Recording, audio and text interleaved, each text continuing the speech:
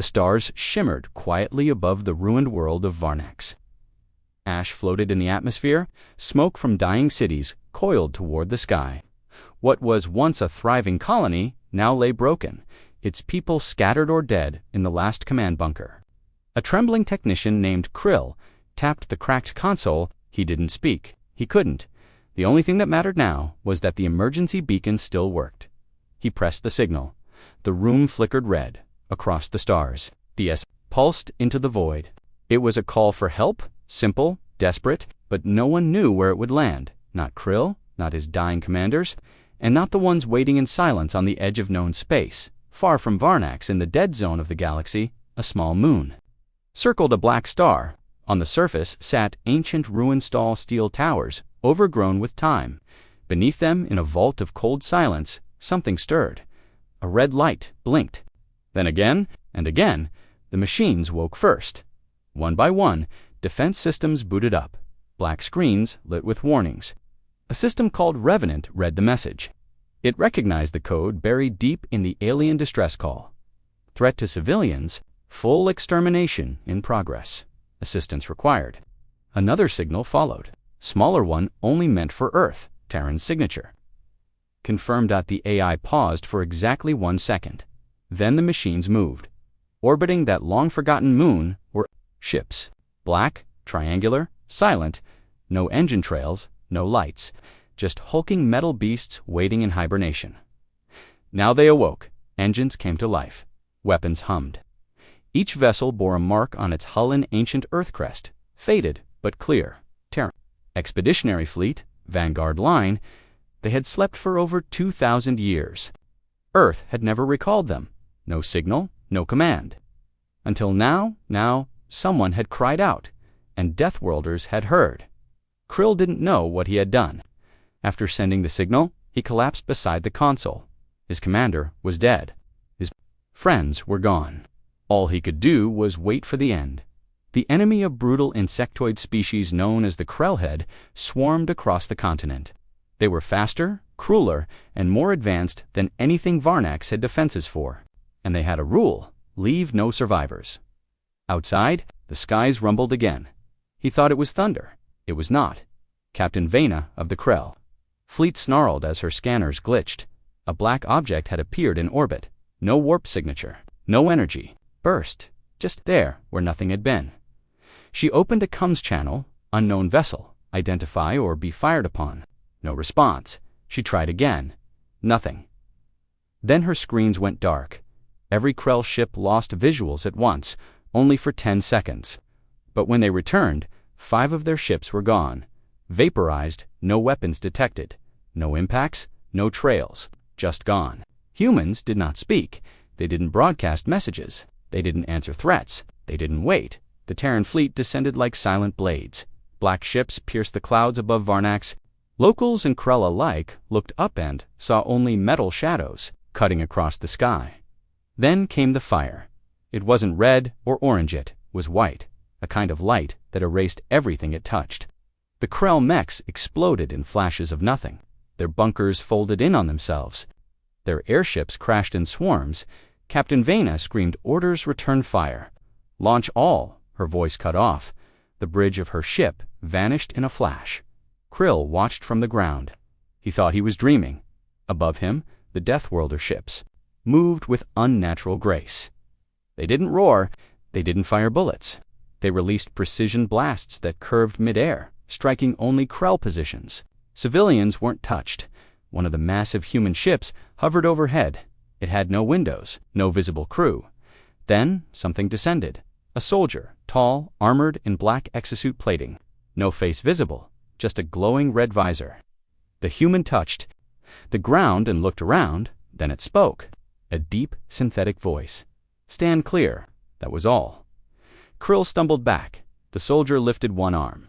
A beam of heat shot from his gauntlet, slicing through the last Krell tank as if it were paper. Krill whispered, "Who are you?" The soldier turned to him. "Terran Peacekeeper Unit 7, you...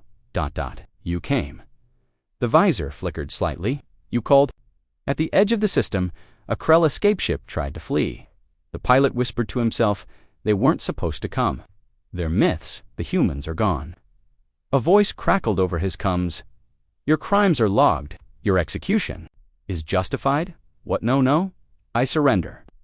I, sir. The ship blinked out of existence. Not exploded. Erased. Back on Varnax, Krill walked among the ruins. The Krell were gone. Not a single one left. The Terran ships hovered for a moment, more, then slowly began to lift. He shouted, Wait! Please stay! We need help rebuilding. No response. One ship paused. A final message came through all channels. We are not your guardians. We are not your judges. We are the response. Do not call again unless you are ready for the consequences. Then they left across the galaxy. Whispers began. The Deathworlders had returned. The ancient warnings were true, and now everyone knew the price of ignoring Earth. The room was quiet, but the fear was loud. High above the capital of the Galactic Council, 20 representatives from different species sat in a circular chamber. Some had feathers, some had fur, some had cold metallic skin, but all of them had the same look in their eyes, panic. Ambassador Narok of the Zalari pounded the table with one fist. You said Earth was dead. Ambassador Veltri, a scaled diplomat from the Athari homeworld, shook his head slowly. They were sleeping. That's not the same. They were gone for 2,000 years. Another voice hissed. No signals, no movement. They vanished. And now they're back, Narok growled, and they're killing again. A murmur filled the chamber. No one argued. The humans had not spoken to the council. They hadn't offered peace or warning. They hadn't replied to hails or requests. They had simply appeared, wiped out the Krell threat on Varnax, and disappeared again. Only destruction was left in their wake. Counselor Tesher, the oldest being in the room, tapped the screen before her. A hologram of the Varnax incident lit the center table. Play the recording, she said calmly. The room dimmed. A shaky video appeared. It was from a Krell cruiser, captured moments before destruction. On screen, a black Terran ship shimmered. In orbit, shaped like a dagger. Without a sound, its weapons lit up. The Krell vessel exploded in one white flash. The screen went black. Tesher's voice was quiet. That is the Deathworlder fleet. We buried them in the past, but we should have buried them deeper. Far away, in a small system on the edge of known space, the survivors of the Krell attack gathered. Krill stood among the wreckage of Varnax City, watching as engineers from neutral worlds arrived to help. They brought machines, food, shelter, and medical aid. They asked questions. They wanted answers. Did you see them? A young Taven medic asked Krill. Yes, Krill replied. I saw everything. Were they ... monsters? He shook his head. No, they saved us. But they killed all the Krell. They only killed the invaders. The medic looked away. The council says they were too violent, too dangerous. Krill looked at the sky, still remembering the red glow of that visor. Maybe, he said, but they came when no one else did. In the hidden archives of the Galactic Council, two historians argued over dusty records.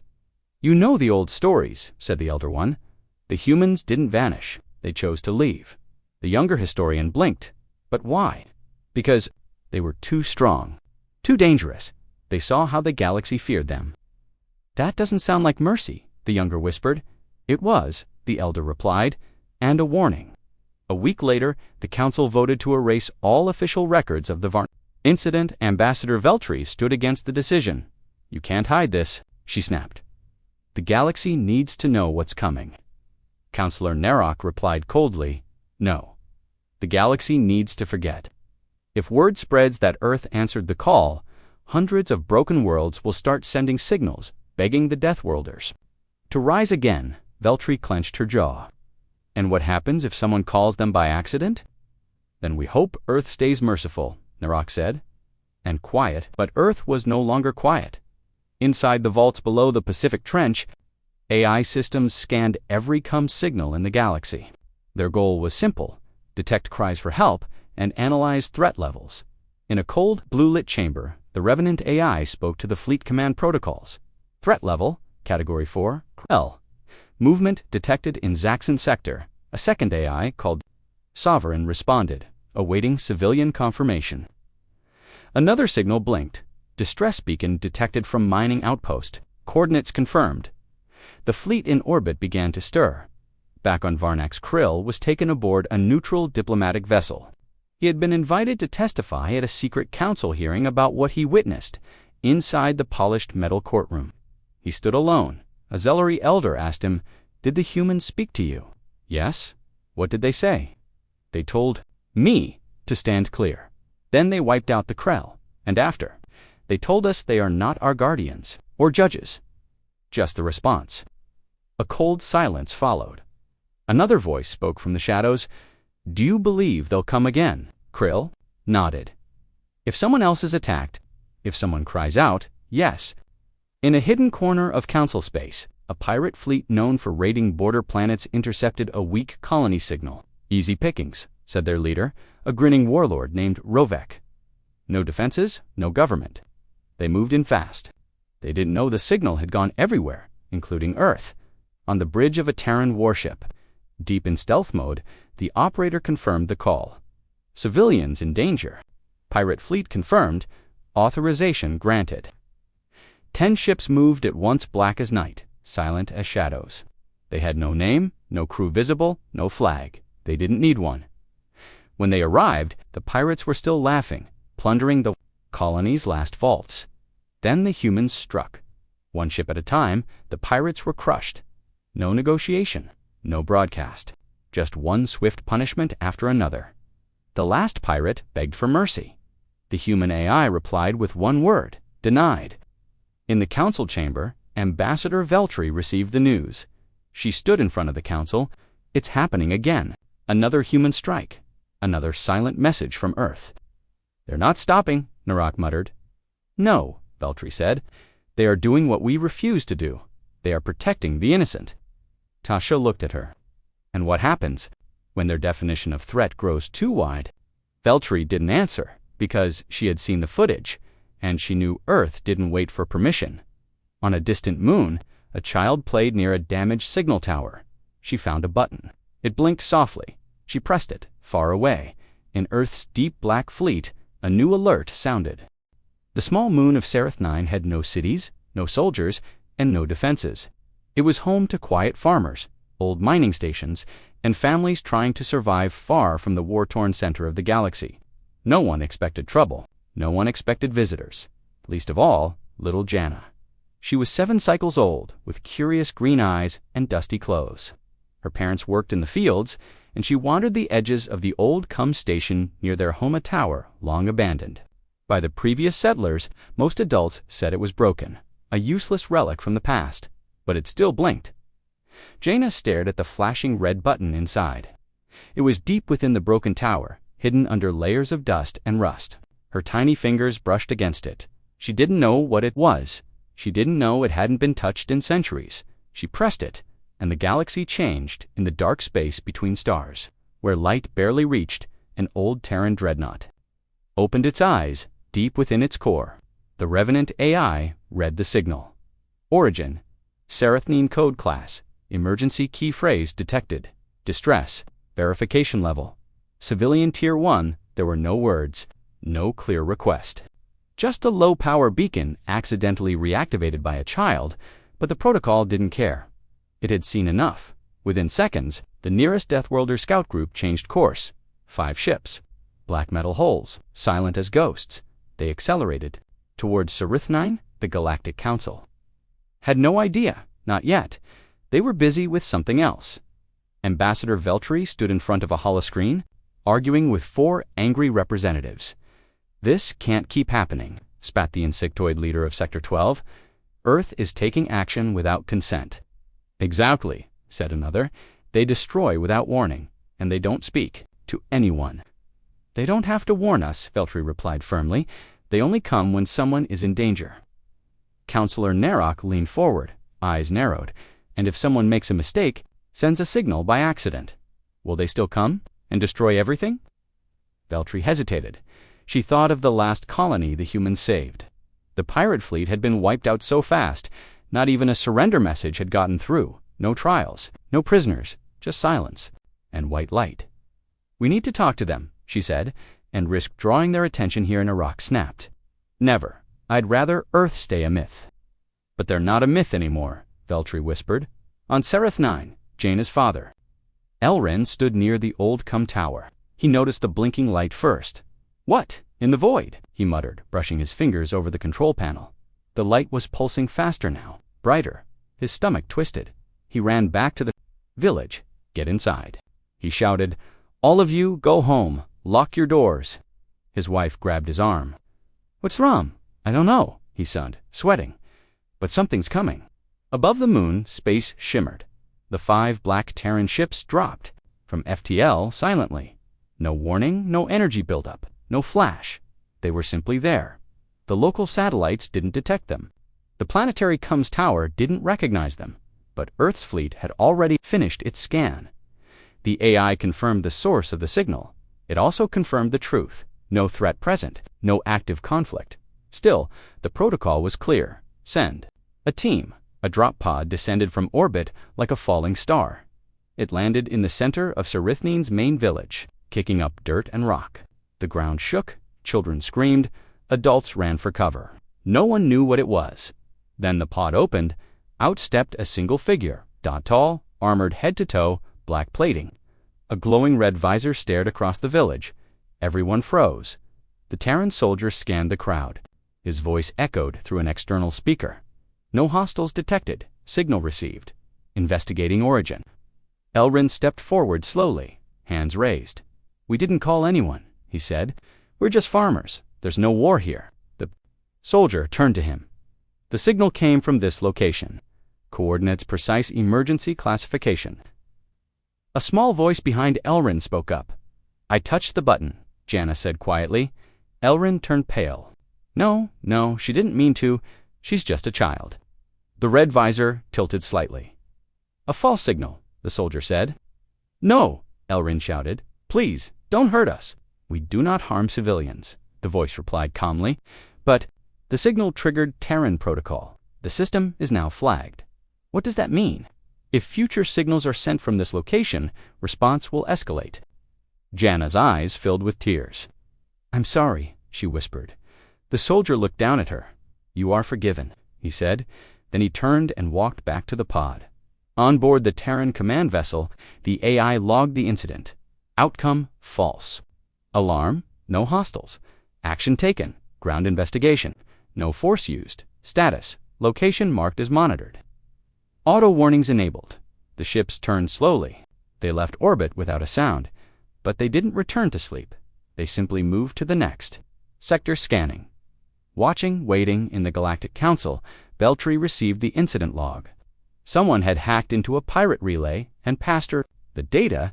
She read every word. This was a child, she whispered. They came for a child's mistake. Narak laughed darkly. Now, do you see? They are not protectors. They are machines with old orders. They don't ask why. They just respond.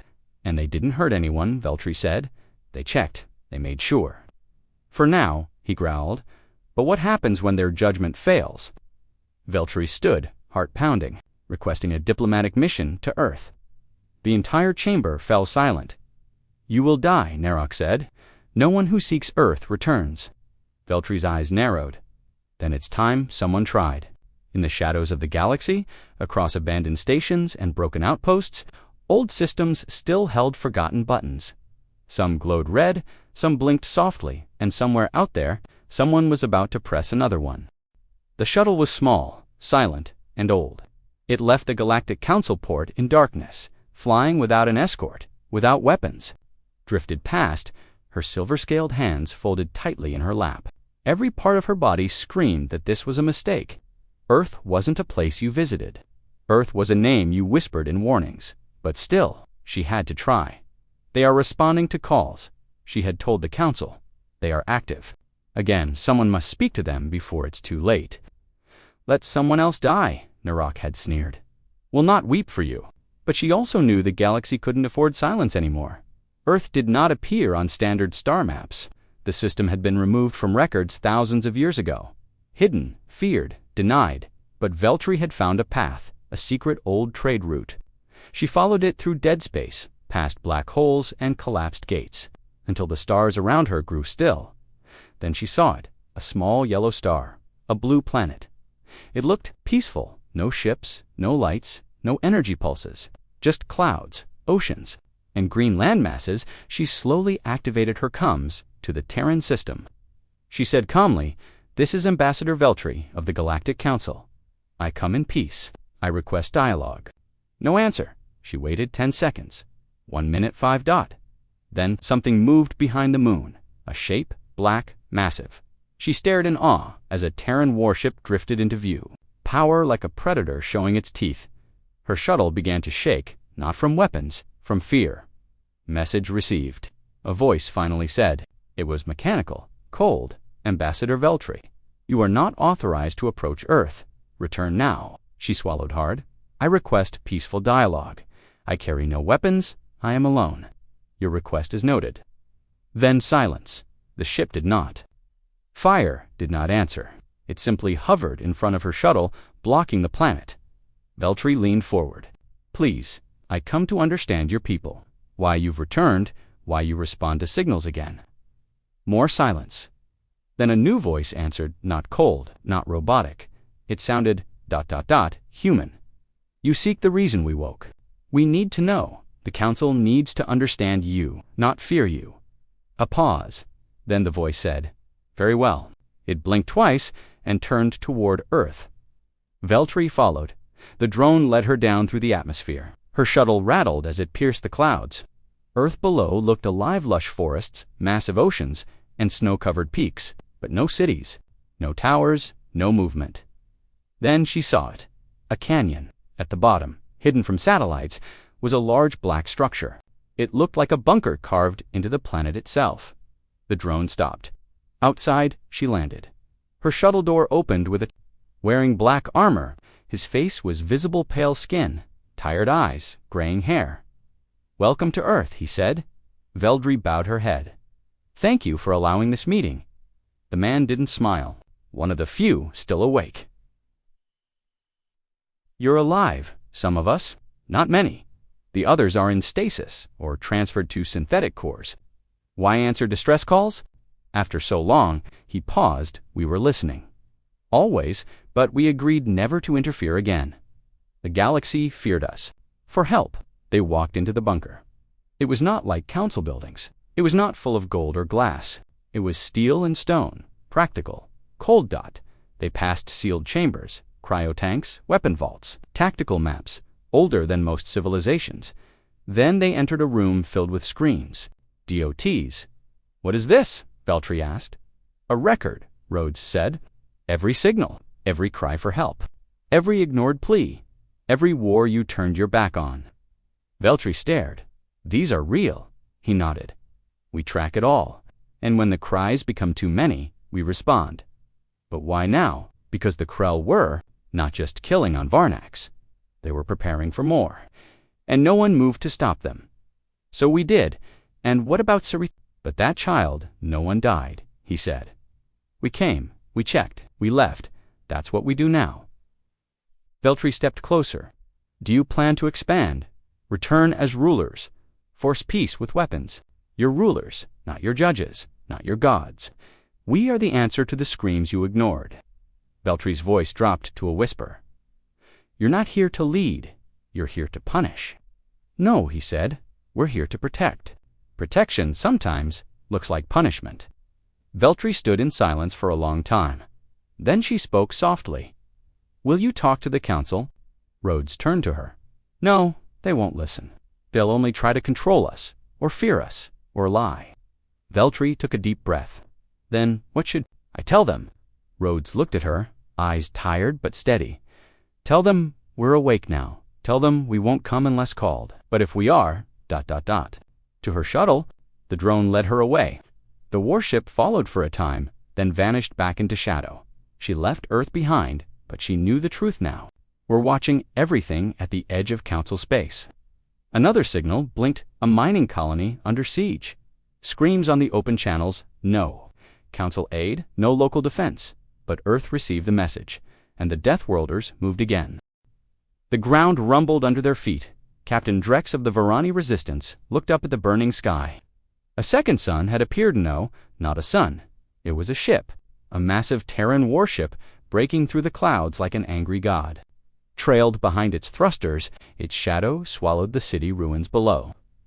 "They came," Drex whispered. His second-in-command, Kale, could barely speak. "Deathworlders answered us." High above, the TNS Fury of Earth hovered with terrifying calm. Beneath it, dropships screamed through the air like metal comets. The air smelled of smoke, plasma, and something new - hope. Suddenly, the comes crackled. "This is Commander Riley of the Earth Defense Fleet," a calm human voice said.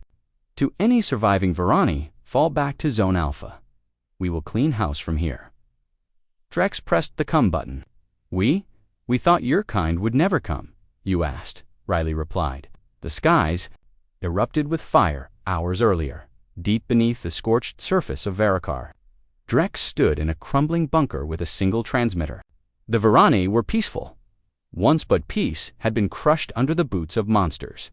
"We can't hold out much longer," Kale said, staring at the static screen. No response, no answer, no rescue. Drex stared at the Earth Signal 1.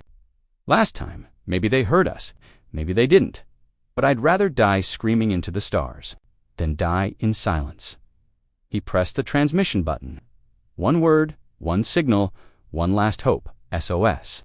The very soil, towering steel behemoths with names like Retribution, Mercy Killer, and Burning Justice, marched forward with emotionless precision.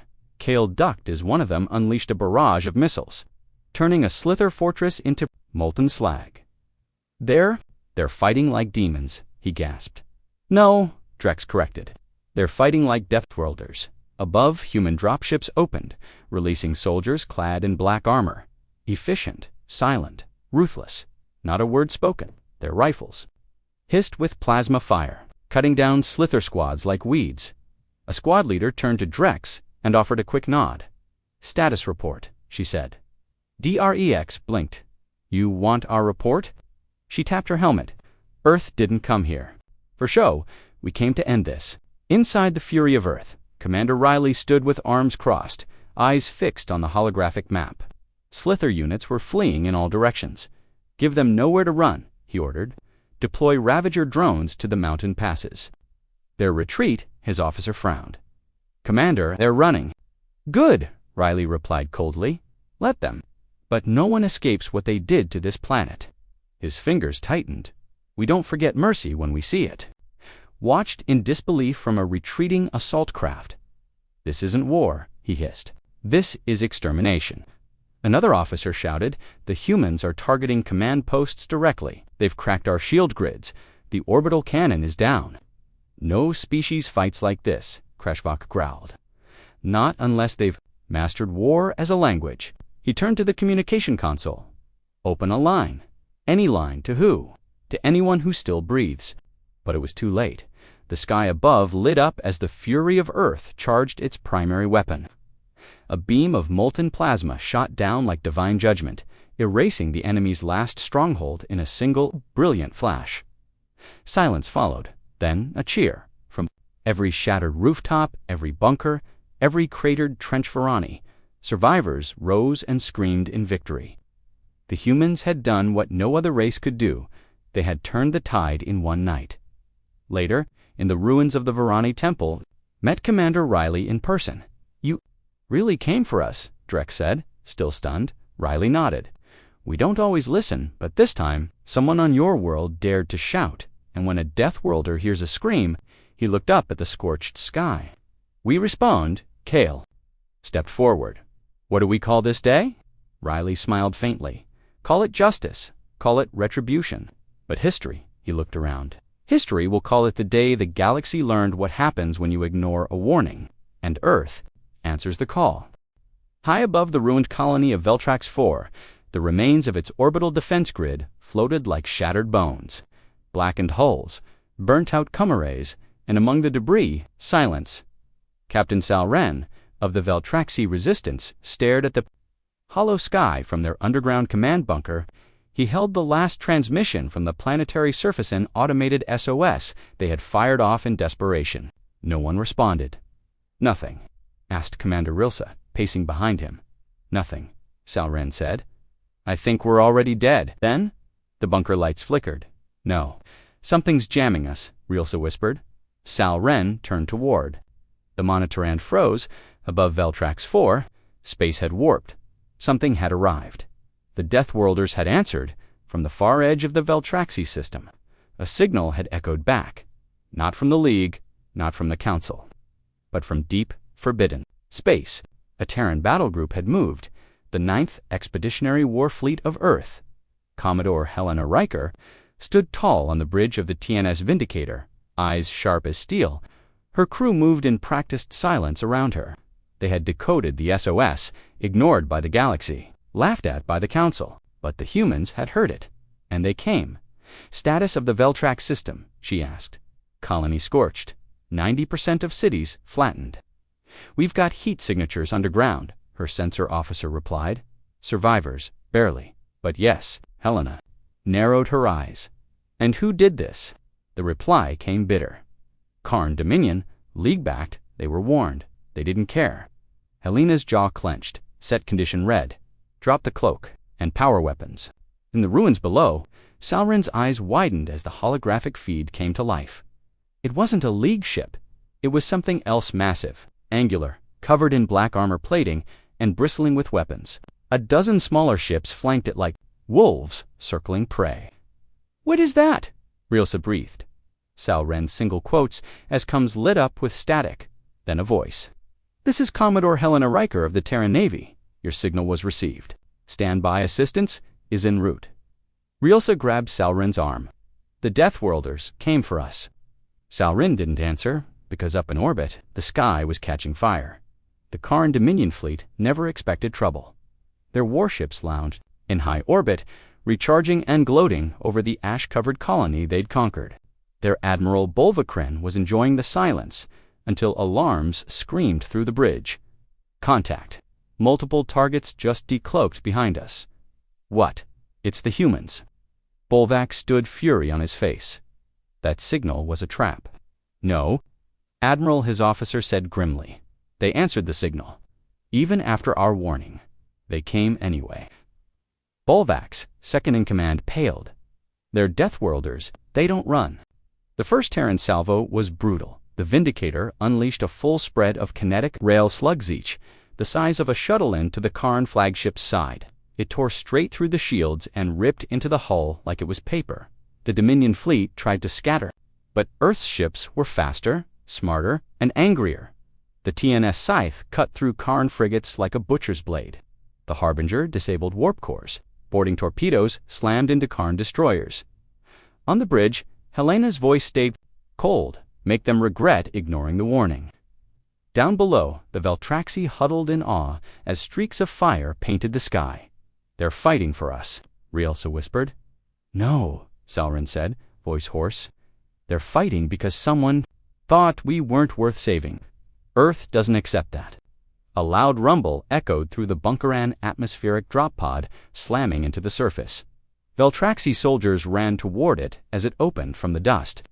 Terran Marines stepped out heavily armored, visor-glowing weapons primed. At their lead, a woman removed her helmet and looked at Salren. "You called," she said simply. "We answered." The battle above didn't last long. The Karn fleet tried to run. 3 ships warped out, tails between their legs. The rest? Wreckage. When Helena returned to the comms, the Council's voice was waiting. "Commodore Riker, you were warned not to interfere." "Ignoring distress calls isn't interference," she replied. "You've upset the balance." The League try," Helena said coldly. "Earth answers to no one when innocents are butchered." Then she cut the channel. Later, Salren stood in front of the Terran war camp. His world was broken, but not alone. "You didn't have to come," he said. The Terran officer colonel nodded slowly. "We know," she said. "But we're humans. We've been ignored before. We don't ignore others." Behind her, medical tents were already full of wounded Veltraxi. Engineers were rebuilding power. Marines were sweeping for hidden Karntech. And overhead, the Vindicator waited silent and massive. "What happens now?" Rilsa asked quietly. Salren looked up at the Terran fleet. "Now," he said, "now the Galaxy remembers why ignoring Earth's warnings is the last mistake anyone ever makes." The enemy fleet hovered silently over the burning skies of Varex's Prime. A dying blue sun cast long shadows across broken cities. Alien warships, black as night and shaped like twisted daggers, floated motionless. The invaders believed the battle was won. Then came the sound. It started low, like thunder rolling in from a dead horizon. The Varixian commanders squinted toward the edge of space, confused. This was not their storm. It wasn't the crackle of failing planetary shields or the hiss of dying reactors. No, it was something else. Then the sky split open. A tier in subspace glowed red-hot, as if the universe itself had been wounded. Through it came the Heaven's Wrath, the Terran flagship. It moved like a god's hammer, and behind it followed a fleet knot, dozens, not hundreds but thousands of Earth's war machines. Frigates, dreadnoughts, destroyers, and carriers filled the heavens until stars were hidden by metal and fire. Is that the SOS? Kroshvek's voice shook. But we destroyed the source. They heard it, said another officer. The Deathworlders heard it. Back on the bridge of Heaven's Wrath, Admiral Thorne leaned forward in his chair. His dark eyes narrowed as the tactical readouts flickered. They're still in formation. Arrogant bastards think we'll negotiate, he said coldly. Captain Eliza Mendez stood beside him. Orders, sir, Thorne's reply was simple. Burn everything that fired a shot at civilians. No warnings, no mercy. Aboard a Varixian war cruiser, panic erupted. Terran fleet is charging weapons. Relkosh slammed his claws on the control panel. No, no, this is a mistake. Open a channel offer surrender. But no voice came back. Only fire. The Terran fleet opened up like a volcano erupting across the stars. Railguns sent kinetic slugs at 10 times the speed of sound. Plasma lances burned through shielding like paper. AI-guided missiles curved around. Defenses homing in on life signs. One by one, Varixian ships exploded. He held a broken radio his fingers, still clutching the button he had pressed just once days ago. Did they come because of me? He asked quietly. His older sister knelt beside him. Her voice trembled. I think they did. In orbit, Terran gunships descended through clouds of ash and fire. The dropships didn't hesitate. Moved with terrifying precision. One knelt in front of the children. You safe? Let's get you home. Across the ruined world, the Varixian fleet collapsed. Their last carrier tried to escape through hyperspace only to be caught mid-jump by Earth's gravity torpedoes. It split in half, burning like a cursed star. Thorne watched silently. Message from the Varixian High Command, said Captain Mendez. They beg for mercy. Thorne didn't even blink. Tell them mercy was burned with Varix's prime. Send coordinates to the next target. Which one, sir? The one that gave them the weapons? Yes, Admiral. In a hidden council chamber far across the stars, alien leaders watched the live broadcast in silence. A dozen species who once feared nothing now sat frozen. Weren't supposed to answer, one whispered. They weren't supposed to even hear, said another. A third leaned forward, shaking. They heard, and now they're coming. Earth's war fleet moved again, wherever injustice had silenced. A cry for help. Humanity now answered, and they did not come to negotiate. They came to end wars, with fire. The city of Jarnell stood quiet. Smoke still hung in the air after the last battle. Buildings were broken, streets were empty. The people hid underground. They had sent a desperate SOS weeks ago, hoping anyone would come. But what came? Next shook the planet Dot. First, there was a sound, a deep, rolling thunder from the sky. Not natural, not weather. Ship's Dot, then came the light fire trails in the clouds, bright enough to turn night into day. Jarnell's Governor Uthrax rushed to the command bunker. Is that the enemy? He shouted. The technician shook his head, face pale. No, it's Earth's war fleet, the Deathworlders. They answered the SOS. Uthrax went silent. He knew of Earth. Everyone did. A world so deadly its people were forged in chaos and war. Their reputation, unstoppable, terrifying. They were the last resort, but we asked for peacekeepers. Uthrax whispered. They sent warriors instead, the technician replied. The lead Terran ship, TSF Vindication, broke through the clouds. Like a black dagger, it was huge at size, unmatched by anything Varnock had ever seen. Smaller Earth ships followed, spreading out, watching, scanning Dot. In the main bridge, Admiral Cale Stone sat in silence. His eyes were cold, his voice was calm. Scan for survivors. Mark all hostile forces and prepare fire teams. A junior officer hesitated. Admiral, there are still civilians here. I know, Cale said. But so were the people who cried for help. On the ground, enemy troops still roamed the ruins, slavers, raiders, mercenaries. They thought Varnock was weak. They thought no one would come. They were wrong. The first strike came at midnight. 1. Enemy tanks exploded. Barracks melted under plasma bombs. No warnings, no mercy. Terran boots hit the ground an hour later. Armor black, eyes glowing red, weapons humming. A slaver commander, hiding in a ruined temple, screamed into his comms. Where is the enemy? They're everywhere. Someone yelled. They don't speak. They don't stop. Words were cut off by a single blast. In the bunker, Uthrax watched the feed. His people gasped. Some cheered. Some cried. Are we saved? One child asked. Uthrax looked at the screen. Earth soldiers moved like ghosts. Their weapons too advanced, too precise.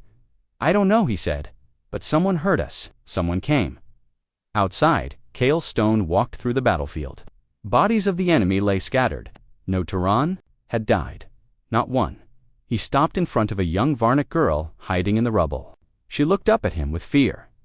Cale knelt and held out a nutrient bar. You're safe now. The girl didn't speak. She just took the food and ran back to her mother. Cale stood up. Tell command, mission phase 1 is complete. Begin evacuation. Protocol, evacuation. The officer asked. Cale nodded. These people aren't ready for what's coming next.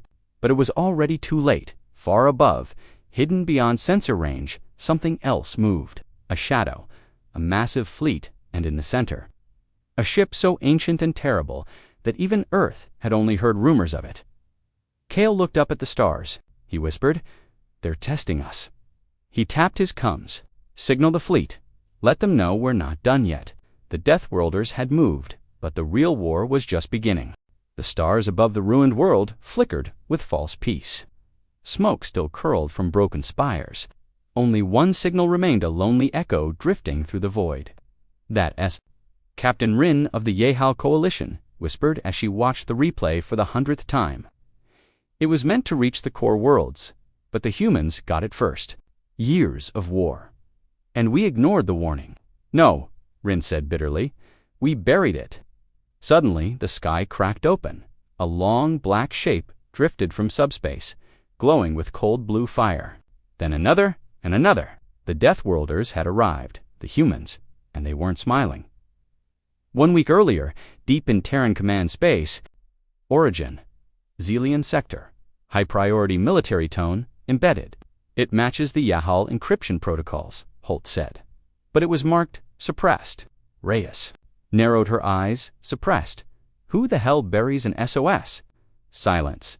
Then the Admiral spoke again, voice cold and flat. Prep the retribution fleet. If someone's hiding a massacre, I want our cannons knocking on their front door.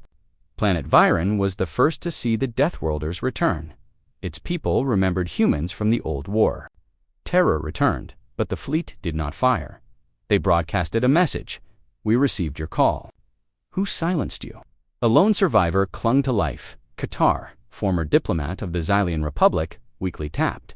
Her signal beacon, her claws trembled. They won't come. Stepped forward, his armor hissing with heat and smoke. Found you, he said. You called, we answered. Qatar coughed. They buried our plea. The human's eyes narrowed. Hu Yahal they feared. That was all he needed. Within hours, the truth spread through the fleet. Hayhal had intercepted the Zelian distress call. They had silenced Ithid, the signal, and let an entire species die, rather than let the Deathworlders act. Admiral Reyes addressed her fleet. We came for justice, but we found betrayal. They begged for time. We didn't know the full scope. Your people hid the message. Reyes snapped, while millions died. This is a misunderstanding. No, she said, eyes burning. This is war. The first strike came fast. Yahal commanders screamed into broken comes as Terran mech troopers descended like reapers in the night. Rin stood in a shield bunker. I said, Don't hide it. A shadow fell across her. It was a human blood-stained armor, visor glowing red. "You're Rin. Bury the truth." Rin fell to her knees. "I didn't want war." A column of blue light slammed into the Yahal capital, cracking the sky itself. The signal that had been ignored would now be remembered by fire. The galaxy watched in horror. This wasn't diplomacy. This wasn't vengeance. It was the judgment of Deathworlders. They had come not for war, but to answer a cry that others had buried. And now the stars whispered a new warning. Never silence the weak. The stars were quiet, too quiet. The Galactic Council watched in silence as a fleet of warships moved through the darkness of space. The Deathworlders were coming, not with words, not with peace, but with fury. Aboard the command bridge of the last standing Varnathi cruiser, Chancellor Rethon gripped the edge of his console. His eyes trembled as he stared at the incoming Terran warfleet. It was massive, its ship, black like a shadow, humming with power no one could measure. "We warned them," Rethon whispered, his voice barely audible. "You warned who, Chancellor?" asked his aide, Vela, her voice shaking. "I warned the Council. I told them not to send that message to the Deathworlders, but they ignored me. They thought Earth was a myth, a dead planet. They thought the humans would not care." Vela stepped closer to the window. "But we didn't just call them. We lied to them. We said we were under attack. We said we were dying. We begged for help, and now they're here," Rethon interrupted. Below the fleet, on the surface of Zareth Prime, millions of citizens stared into the sky as it turned red. The clouds swirled like a storm. Then came the thunder silent from space, but shaking every sensor on the ground. The first Terran warship entered orbit. It didn't fire. It didn't speak. It simply hovered inside the ship. Admiral Sarah Kovacs stood at the helm. Her face was calm, but her heart held fire. Behind her, the holoscreen showed the intercepted SOS signal, the one the aliens had forged, the one they cried for help, the one they intended to bait a response with. "They faked an emergency," Kovacs said. "They pretended to be desperate." Her weapons officer, Lieutenant Reyes, nodded. "They lured us here, hoping to manipulate us, but we found the truth." "Yes," she whispered, "and now they'll learn what it means to wake the Deathworlders." Another screen lit up, an open channel. "This is Chancellor Rethon of the Galactic Council," came the voice. "Please, we surrender. We made a mistake. It was a political strategy, just diplomacy." Admiral Kovacs didn't flinch. "You called for help and lied to a Deathworld. That wasn't diplomacy.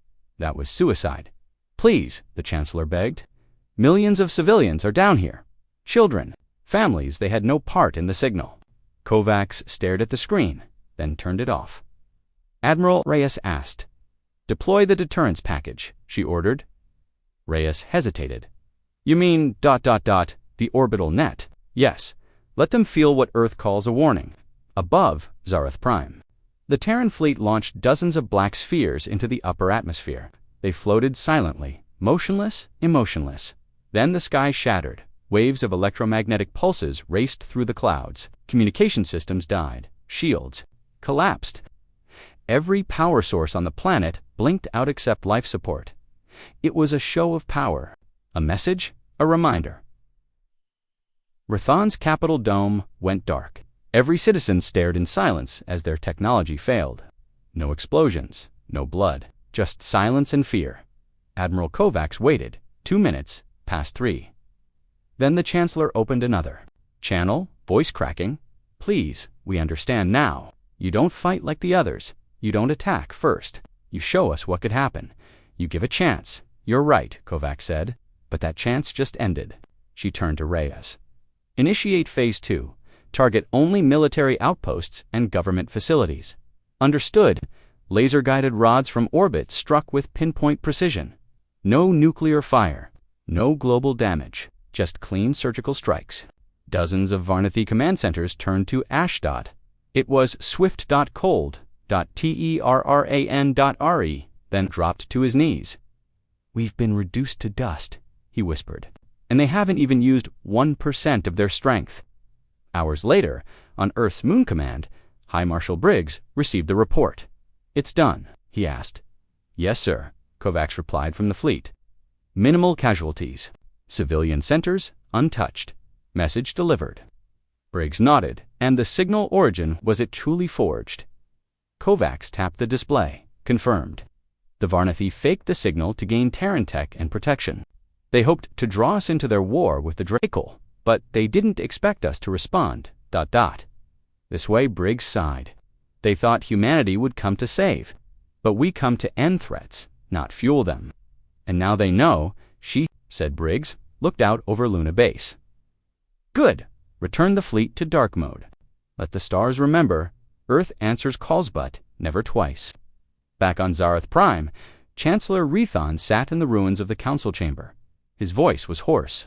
His people shattered. Vela sat beside him. They could have wiped us out, yes, he said, but they didn't. They showed us mercy. The kind of mercy only monsters show. What now? He closed his eyes. We never call Earth again. Not unless the galaxy itself is dying, and maybe not even then. High above them, in the black, the Terran fleet vanished, like smoke silent, invisible, deadly. The Deathworlders had moved, and left behind only a warning. The end.